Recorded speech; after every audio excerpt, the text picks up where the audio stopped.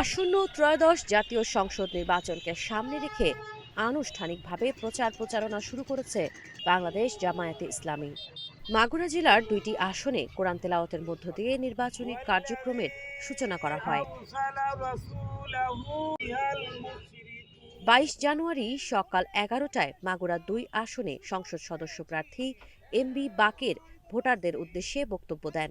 তিনি দাঁড়িপাল্লা প্রতীকে ভোট দিয়ে সন্ত্রাস ও দুর্নীতিমুক্ত বাংলাদেশ গড়ার আহ্বান জানান।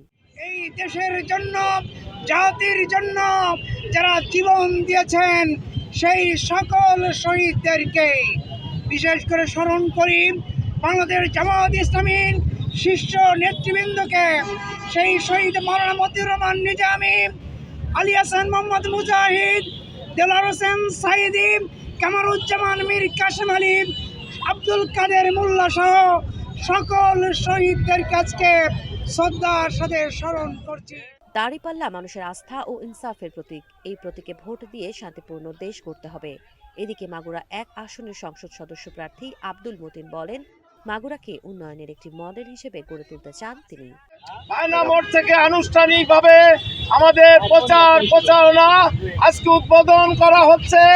আপনাদের সকলকে আন্তরিকভাবে ধন্যবাদ জানাই, আপনারা আমাদের এই প্রচারে অংশ নিয়েছেন। আব্দুল মতিন আরও বলেন, আমি মাগুরাবাসীর পাশে থাকতে চাই এবং স্বাস্থ্যসহ সব খাতে উন্নয়ন নিশ্চিত করতে চাই। প্রচারণাকালে নেতাকর্মী ও সমর্থকদের অংশগ্রহণে এলাকায় উৎসবমুখর পরিবেশ সৃষ্টি হয়। আগামী ১২ ফেব্রুয়ারি ব্যালটের মাধ্যমে ভোট গ্রহণ অনুষ্ঠিত হবে।